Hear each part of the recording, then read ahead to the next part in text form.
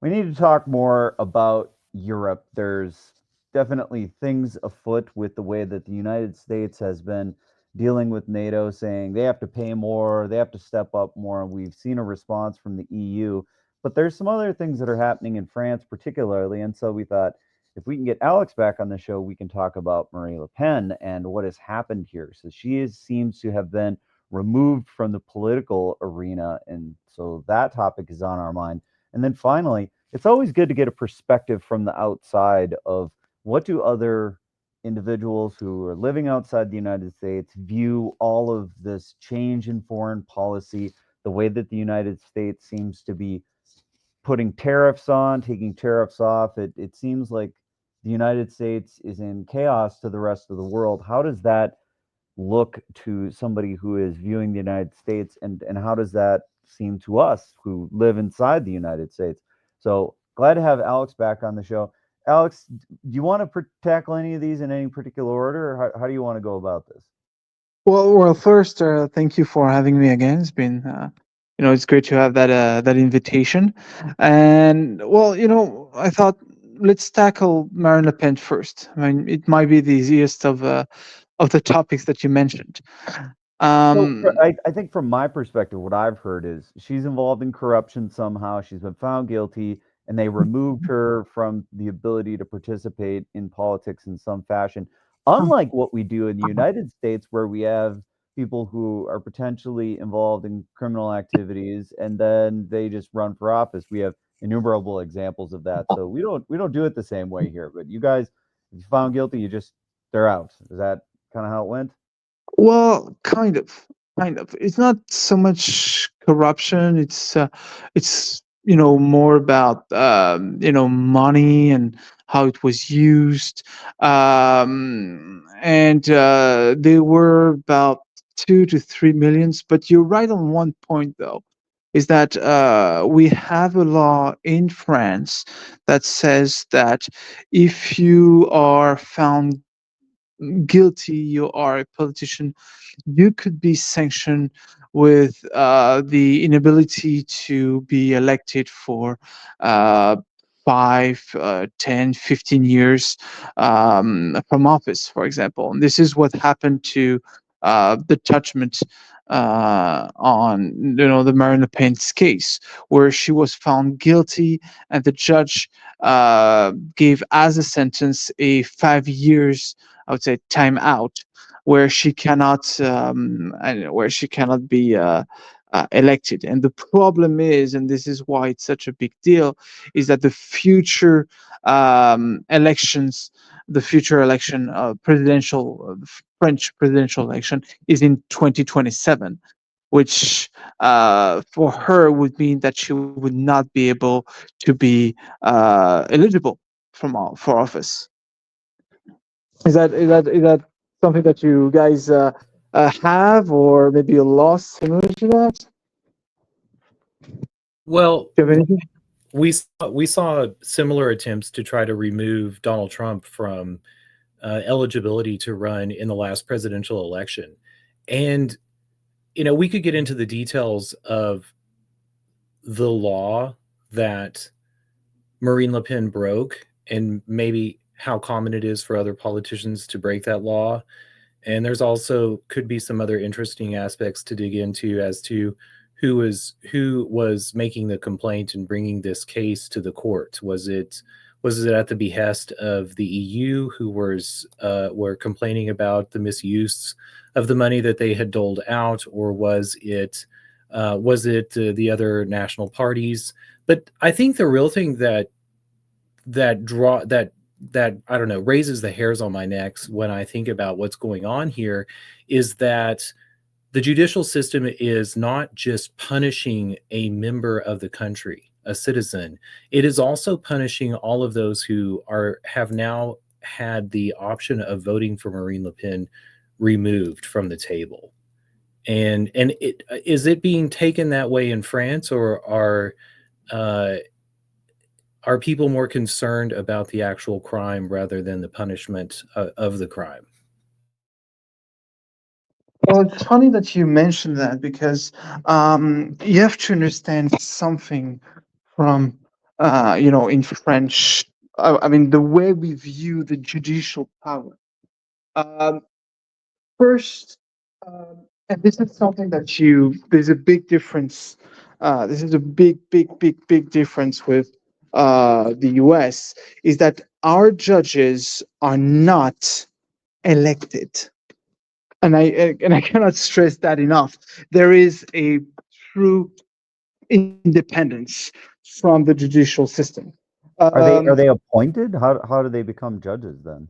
So the way it works is that it's kind of in a separate branch. So as a judge, so you go through law school for let's say it's 3 years for the undergraduate degree, then 2 years for your master's, and then you have to go through an exam that is a national exam. It's a very tough exam, I'd say. Which actually is funny because my sister went through that. She's, as you remember, Grant is a judge, and so she went to that exam. She succeeded, and then you go through a it's kind of a I don't want to say judges school for 2.5 years, which works as kind of you have so more lessons on how to be a judge, and you also take internships to the different branches of the different services that you're going to interact with. So, for example, you're going to take 3 to 4 years to work with, sorry, 2 4 years, 3 to 4 weeks to work with policemen. You're going to take 3 to 4 weeks to work with judges that are specialized in family law. You're going to take 3 to 4 weeks to work with medical examiners, for example. So it's a 2.5 years process where they have to master kind of all side of the law, all different branches and different services that they have to interact with. So I does all remember of my this does all of this then make you eligible to become a judge, or if you just do all well, of this, it's then you go into the queue and then they say we need another judge, let's pluck no, no, it who are doesn't ready. work like that. It doesn't work like that. So for 2.5 years, as I said, you go through different services. I think my sister even went through 4 weeks as a prison guard, you know, to really to make you really understand the kind of the consequences of your decisions, you know. And so after that process of 2.5 years, you have exit exam, call it like that, and then you become a judge. And afterwards, you are a part of a larger movement that well you are attributed a job. So kind of like well, you as a new judge, you are sent to the tribunal in Lille in the north of France because they are in need of judges. So you can be sent all over the place, all over France, for example. So you have to understand that the executive branch cannot interfere in a judgment, in a ruling from a judge. It's not something, they don't have that power. They don't have that power, and they cannot remove a judge that they don't like. Another big difference from you guys is the fact that um, we a judge cannot declare its political allegiance. Let's call it like that. You guys are often you have judges that are declaring themselves to be Republicans or independent or Democrats. This is something that is cannot be possibly done in France. A judge has to remain impartial and therefore cannot openly declare any political sides. So, so to go back to what we're talking about with Marine Le Pen, um, there is a big difference in a way, because to us, the judgment cannot be, how to say this, um, the judgment involved using money from the European Union to pay some interns, but those interns were working for the political party instead of working for Euro deputies. So because it's like misuse of money, and so they said that she misused money for, I think the amount was 2 to 3 million. I think something like that. Went on for years. Um, do, is that something that you understand, or? Sure. And we have, I mean, we have some of the same issues, maybe coming more from the lobbyists, with our politicians in Washington, D.C., and sort of how they disperse funds and Yeah. how they send money back to the party for um, for preferential committee assignments whenever it comes to what their assignments are in the Senate or the House. And I get also, I get the separation. I guess the separation from the judicial from the executive is important. But what I worry about here is the interference between the judicial branch and the electoral process. Well, and and this is what's new, and this is what's maybe different about this case, is that this is something that we didn't really have to worry about. I mean, in the last, I don't know, um, we are proud as a country to have impartial judges. We trust in the judicial branch, and there has been a lot of politicians that have been convicted, and that was that. They were judged. There was a ruling, and that was that. This is the first time that we have this attack on the judicial branch, and especially on the judges themselves, like saying that they took part in a more in a political movement to stop her from being a candidate to the presidential election. And this is the first time we have that. I mean, um, we have a lot of attacks on prosecutors. That is true. We have a lot of attacks on the prosecutors because they're still linked to the executive branch in some forms, and the prosecutors tend to, of course, sometimes you people have make it I make it seem like they appear to be attacking special personalities in the public. For example, they've been very, very severe against one of the former French presidents, Nicolas Sarkozy. So prosecutors tend to be the ones to usually be the ones that are under attack, so to speak. But judges, I cannot recall a single case where the judge themselves have been under attack. Honestly, this is the first time, and this is a dangerous move from Marine Le Pen on that front, because we are in a country that we do trust our judges. We do trust them a lot. So to answer your question, taking into the around the fact, because there's also something that I did not mention.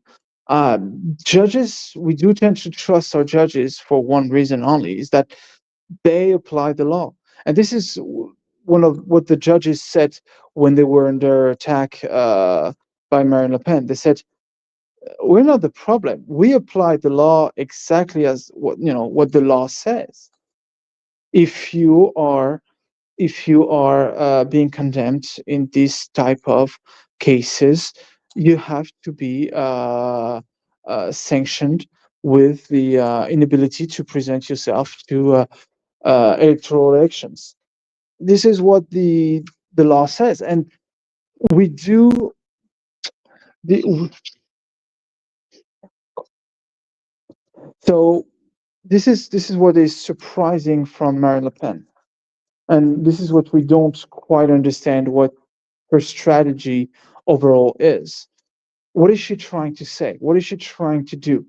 Um, because, and this is just my tied with a more European kind of thing.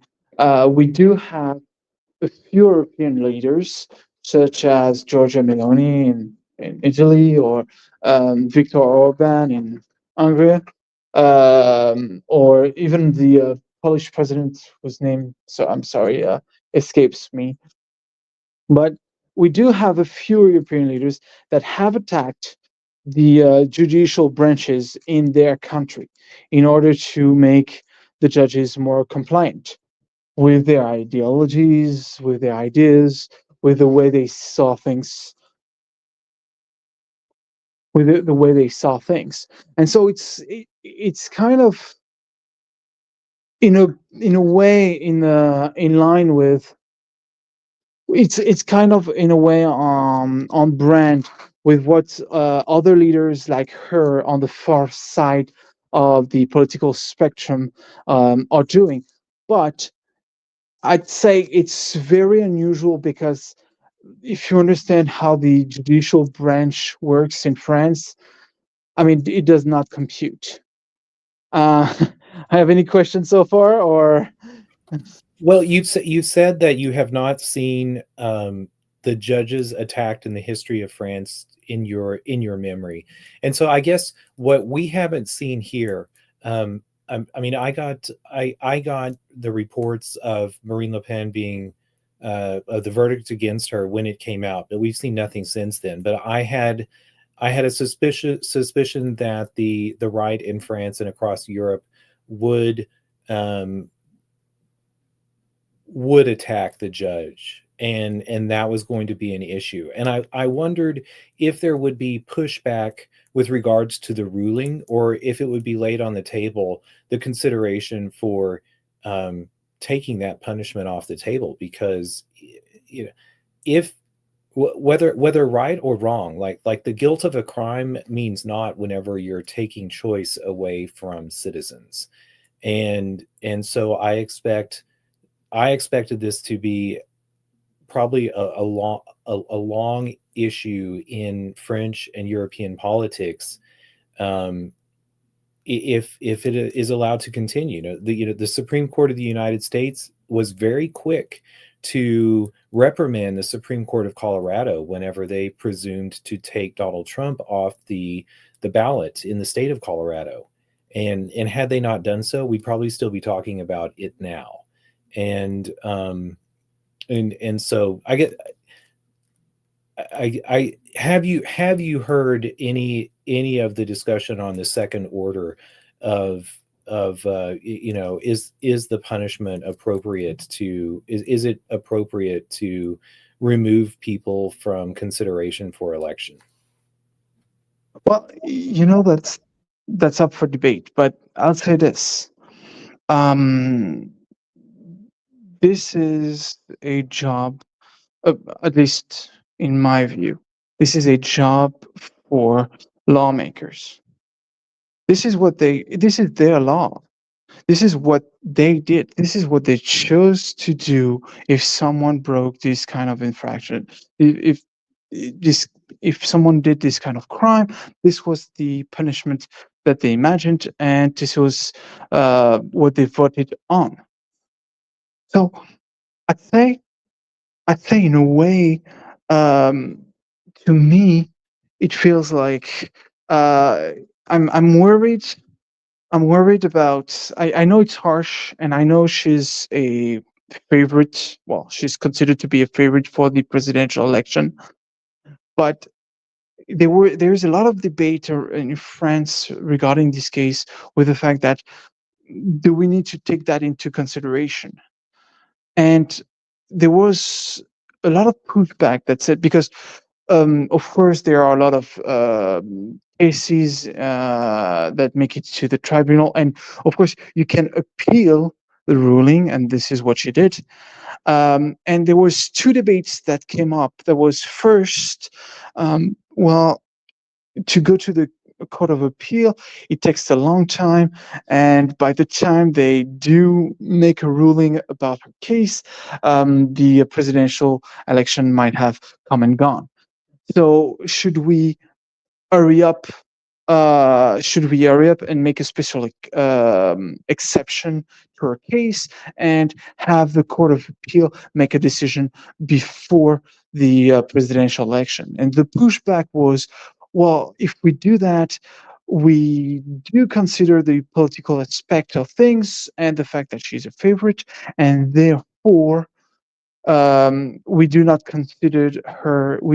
consider her as a normal citizen, which would make things unequal for all over, citizens from all over France that do trust the process and do respect the time for a Court of Appeal to rule on their case again. And second thing was, with the sanction, because the way it works in France is that if you do take if you make the choice to go through an appeal, your sanction, whatever it may be, that it, going to prison or anything like that, is temporarily lifted, meaning it's not applied. However, and this is I think the crux of the matter here, eh, the distinction of not being able to go through an election for 5 years, not being able, sorry, to present yourself to an election for 5 years, is not lifted. It has to be applied immediately. It's not a suspended sentence.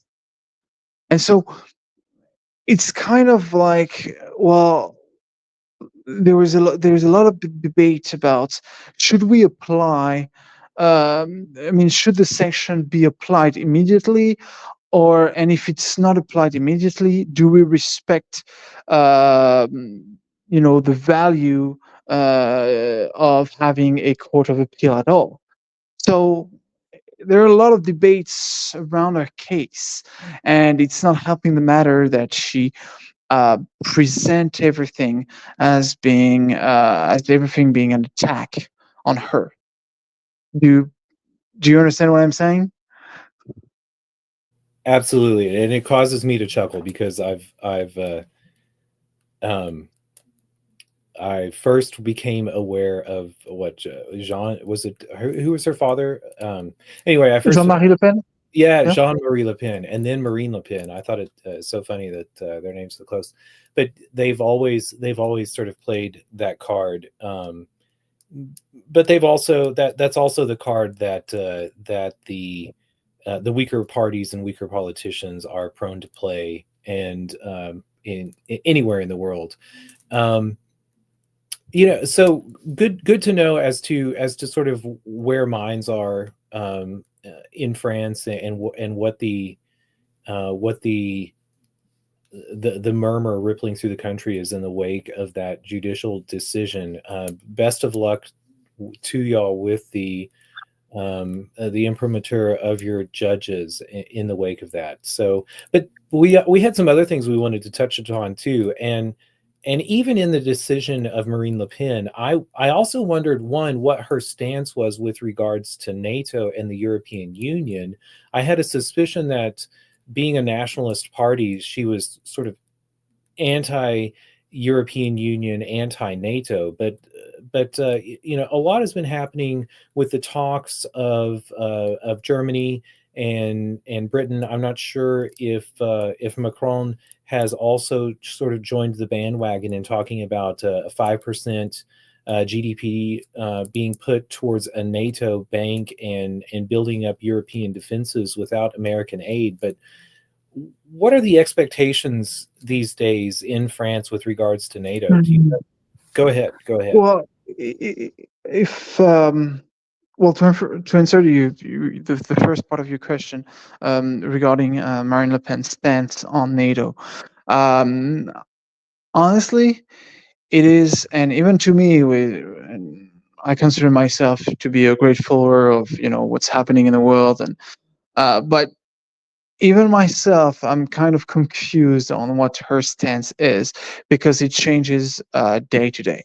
It She has been for a long time a long defender of France and the French territory, and we should have a Frexit. We should not be in the European Union. But even her, as recognizes she recognizes how the European Union is to. Um, I mean, we've gone too far with the thing. That's the best way to put it. We've gone too far, and even her, she recognizes how it hurt the UK, and so in a way, I think like she understands that she needs it, but I feel like she's still a big proponent of having its mandate be as limited as possible. That's, I think, her stance on it. Um, Now, she hasn't mentioned NATO so much because she's been, well, she's always has been kind of pro Putin for a long time, and therefore with the war in Ukraine she had to kind of adjust her stance on the whole thing and take her distance with what she was saying before. Her Does that party has does that go beyond just Marine Le Pen as far as the warming to Russia? Do we see that France and Russia are starting to have a more meaningful? no, I mean, France has always been in favor of talking to Russia, but it was more about trying to negotiate gas. Try to negotiate how to lower the price on gas. So it's it's not. They've been. I always felt like France should have taken more into consideration other European nations, especially in the eastern side of the European Union, which have been saying for years that Russia is an enemy and Russia should be treated as such, and we should be wary. But we always had kind of Germany and France that always said, "Well, we need to talk to Russia. We need to come to an understanding." And those, Because they wanted to buy hydrocarbons. yeah, yeah, mostly, yeah, mostly. So that was kind of the point for a while. And of course, the war in Ukraine arrived, and we still have, Marine Le Pen is not the only one in France, you know, uh, the only politician in France that had this kind of stance regarding Putin. Jean-Luc Mélenchon was on the far left, was also warming up to Putin for quite a bit. And so she's adjusting to that stance. Now, regarding NATO, there are a lot of France has been and was for a long time the only voice in Europe that that was in favor of how do we call this in English? That would be kind of military sovereignty, I want to say, or military independence.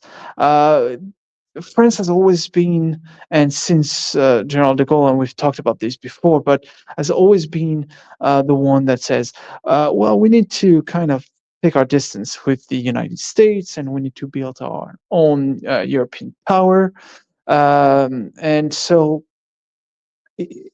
France has seen this war, and especially the arrival of Trump in the White House, as an opportunity to push its own agenda of a military kind of power in France. So we're not saying let's leave NATO, but we recognizes that may it might not work for long, and we've had a lot of articles coming up lately about the fact that um, generals, there's this kind of ill at ease kind of thing going on with American generals and European generals. Like they don't know what to say to each other, that kind of thing. I don't know if you read anything about that. I haven't. I but it doesn't surprise me. So, I mean, it seems to me that the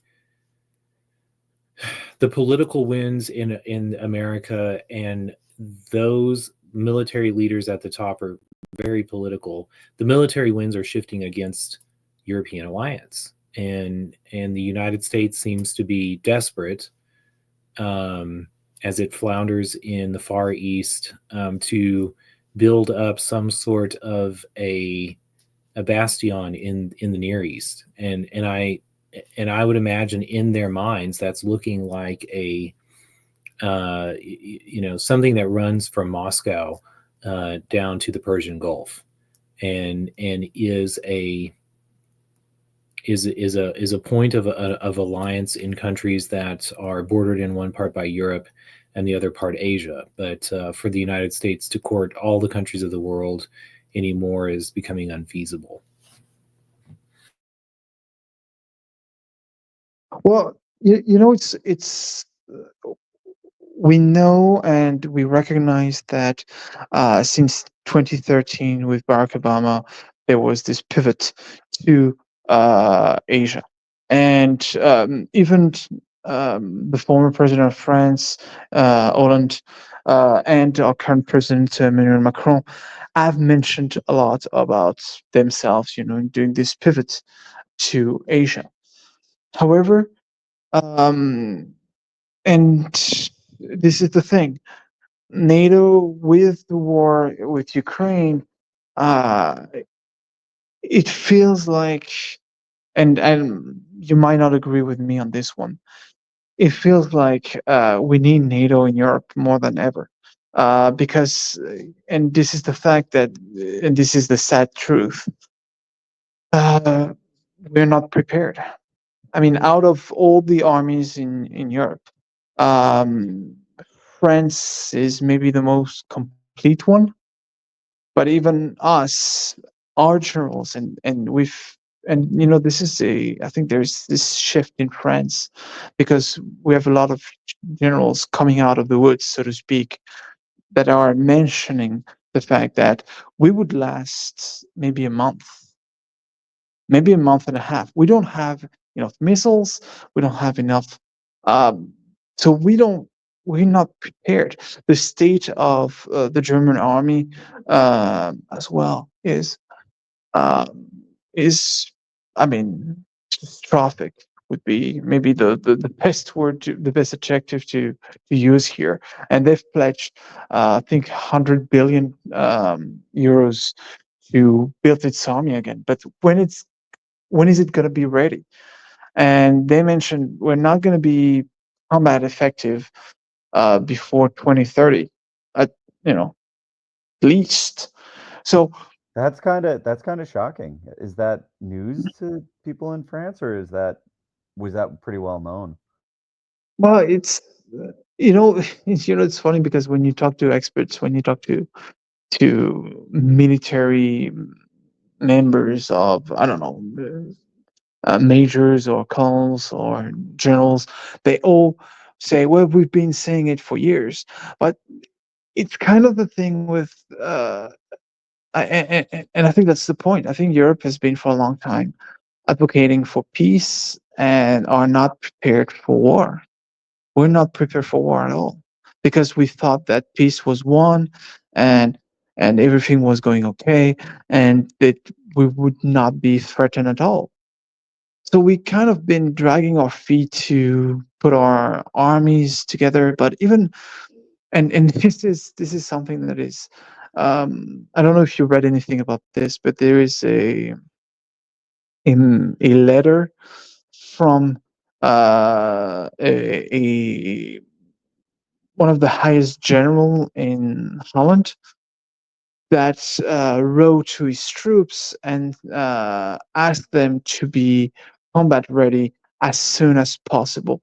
And he took the time to mention that there are threats. And you might think, well, it's the Netherlands.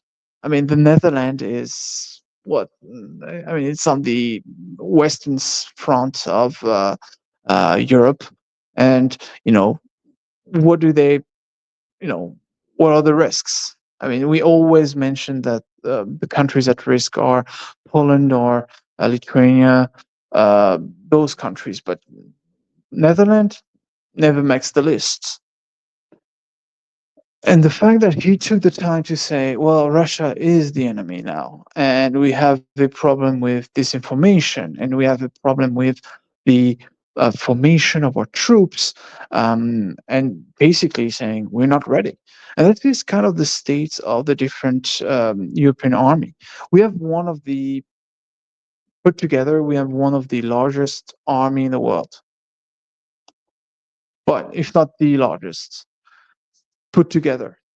But even if we do have the numbers, the fact is we would not be effective because together we have different kind of concept of strategy, and we are not ready to fight together. I mean, it doesn't matter if you put a million troops on the ground.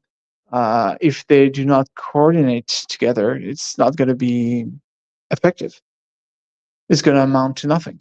And this is kind of where we are right now. And we've been effective because we've done a lot of training with NATO members, and we've been training with the US quite a bit. So we know each other in under the NATO umbrella. But as European, Union members alone, it's quite different. And for Well, given example, given given the readiness of the armies, is it where the European Union is now going to capitulate to these demands for more funding? Because that seemed to be what Trump most wanted from NATO, was that a majority of the funding would come from the EU. So is it going to acquiesce to those demands, or what will I, happen you, in this intervening years while we're you, waiting 5 years for during the his military to build first up? mandate, I would agree with you. This is what he wanted. Um, for his second mandate, I don't think he cares. I think he wants to. And if you and I was going to say, if you read the Signalgate messages, but of course you have. So why am I saying if here? But if you, because you read the messages, I think it corresponds to their state of mind. They want to pull out of Europe, and so it's kind of a wake up call for European leaders. And you know what's funny? You talk about readiness, and there has been some exercises schedules between European members, uh, between their troops.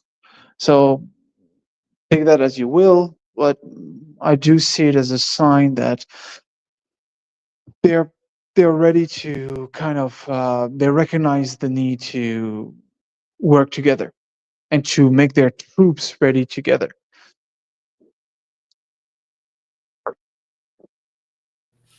Well, you brought up the Obama in 2013, which I think is an interesting. In 2013, I should say, John McCain wrote an open letter to Vladimir Putin, and he published it in the New York Times, or I should say, the New York Times published his open letter.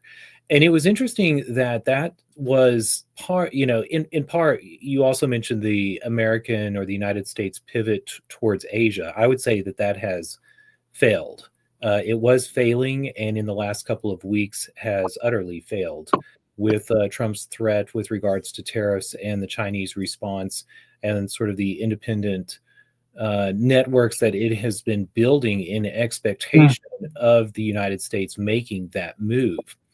But mm, leading into the letter McCain wrote that I speak of, I thought was so interesting because all the talk politically had been much the same as what you're talking about, sort of the rhetoric of war, of defense, of being prepared. Um, mm, and it was interesting to me at the time. This you also have to think back. This is before the advent of fracking in the United States, and there were also energy concerns in the United States, and Russia had a great deal of gas and oil.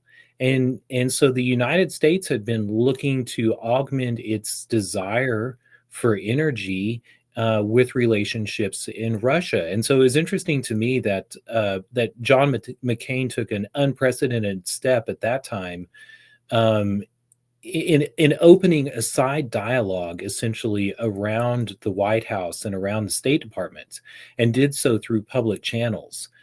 mm, Um, and to that, I also look at sort of Iran's response to mm, the long soured relationship between Iran and the United States, and has said that it's one thing, they've said it's one thing to have the same old talks about verification and treaties, etc. But what they thought would really keep the United States from interfering or bombing them would be the presence of United States businesses owning assets inside Iran. So, part of me expects Europe to turn more to the reality of a relationship with Russia.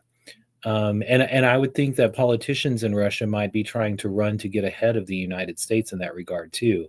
But um just sort of expectations, and because it's one thing to talk of defense and talk of war, but hopefully uh we turn to sovereignty and commerce to build our relationships going forward.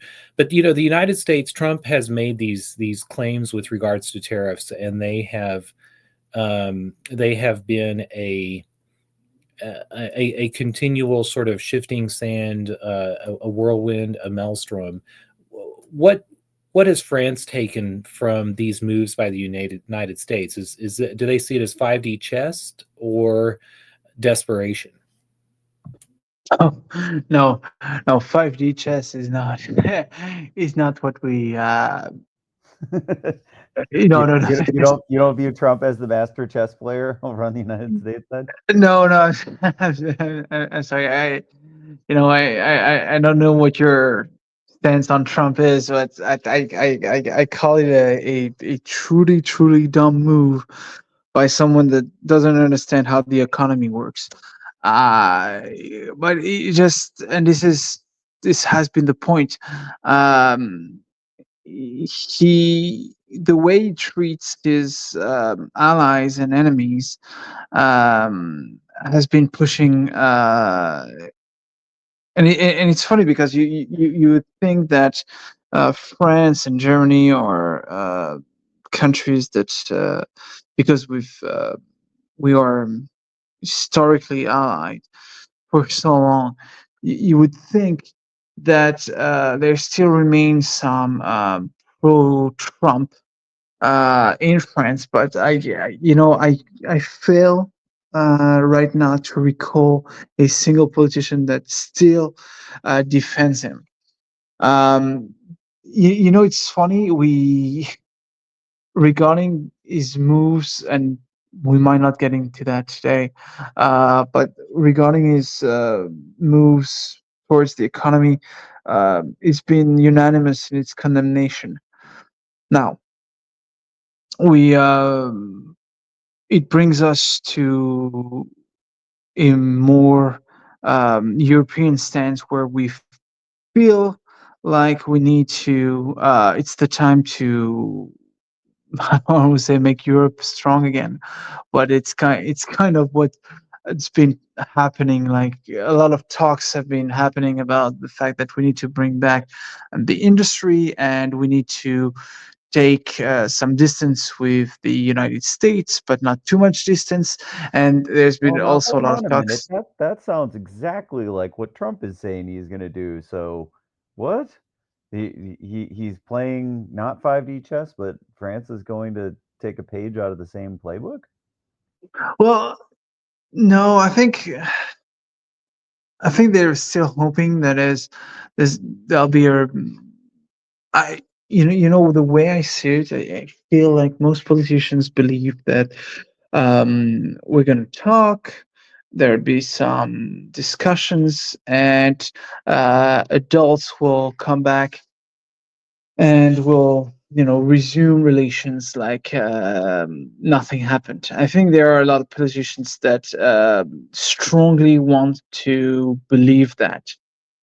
Now, there are some politicians like Macron that do recognizes the need to put some distance with uh, with the United States, and that do want to take this opportunity to make the European Union stronger with the access of bringing back the industry, being less dependent on other countries, and they do want to take that opportunity. And of course, there's a lot of talks about China because China wants to bring Europe to the fold, and especially they basically demand that Europe take a stance against the United States with them.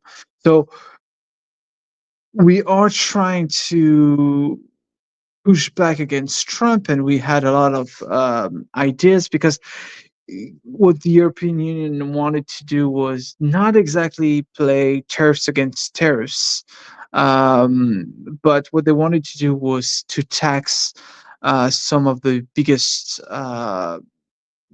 American companies, to tax them more, like Meta or Tesla, that kind of thing.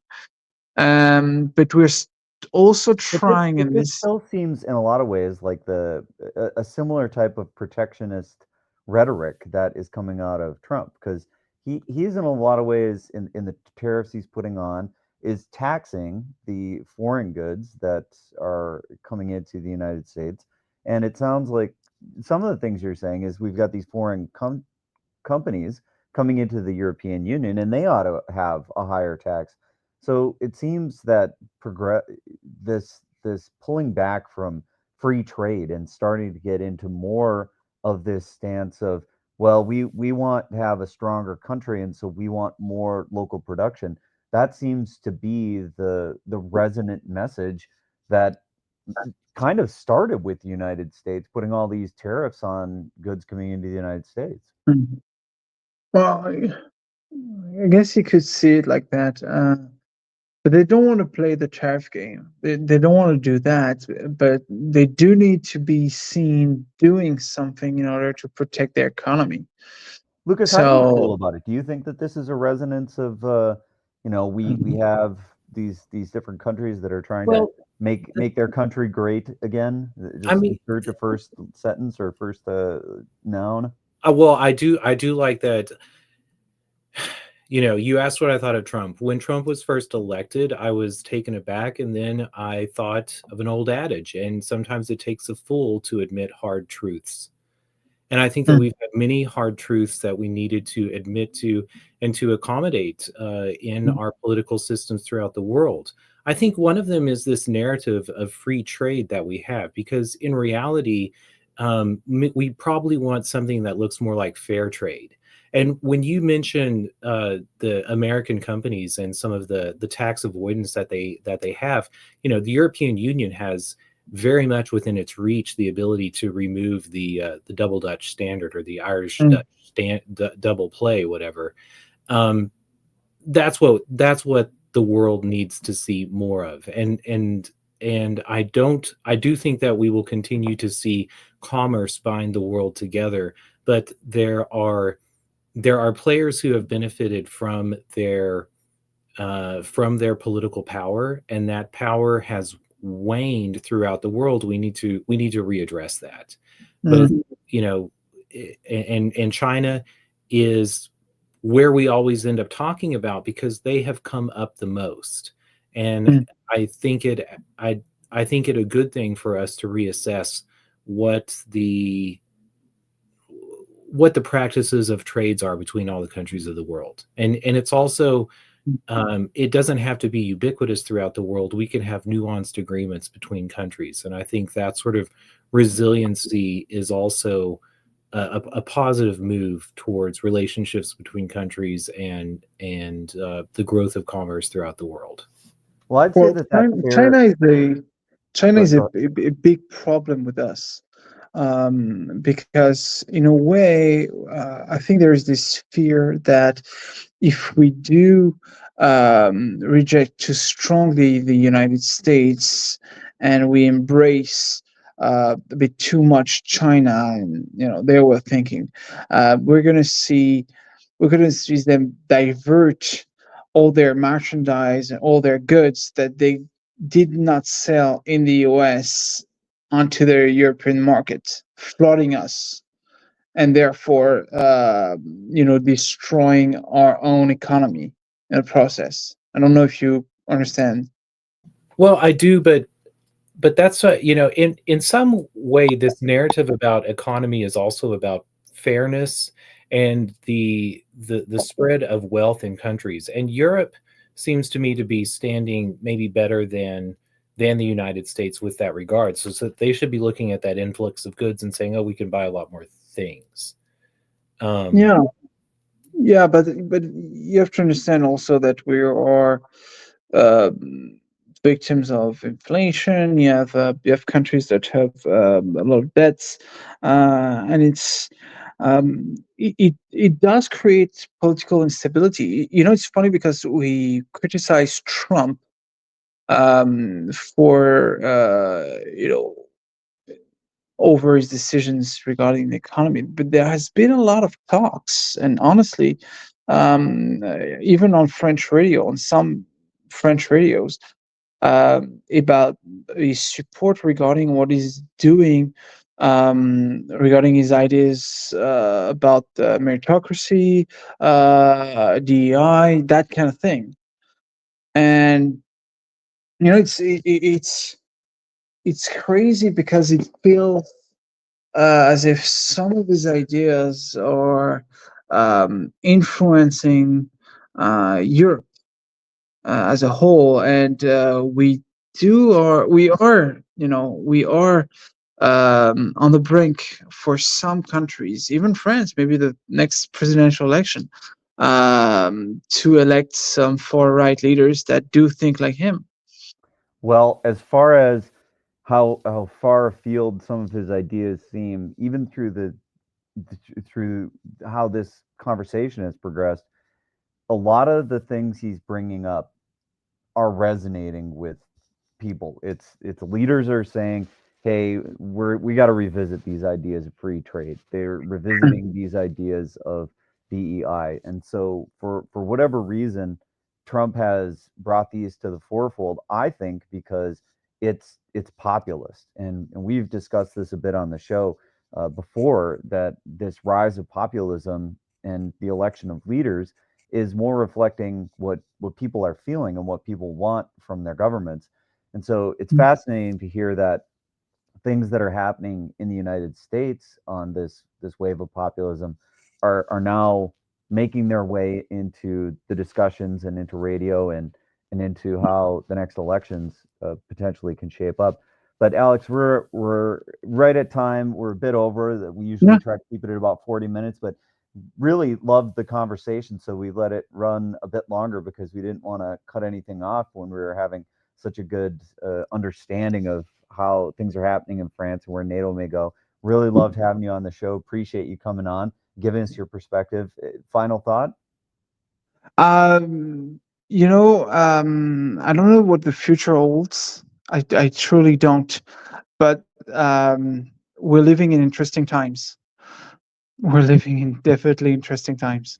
Ah, You know, the adage that is the curse. May you live in interesting A, times. a Chinese adage, nonetheless. yeah, yeah, that's true. And there was this I don't know who said it, and there was this I don't know. I think there was a conference or there was a meeting or there was a speech given recently where someone quoted Stalin. I think Stalin or Lenin. I think, and the quote was, "There are decades where nothing is happening, and there are days and weeks where decades happens." And I feel like this is where we're at right now. All right. I think is a great closer, and we'll see you next time on FOMO. Thanks so much for coming. Thanks. Glad to have you, Alex. Enjoyed it.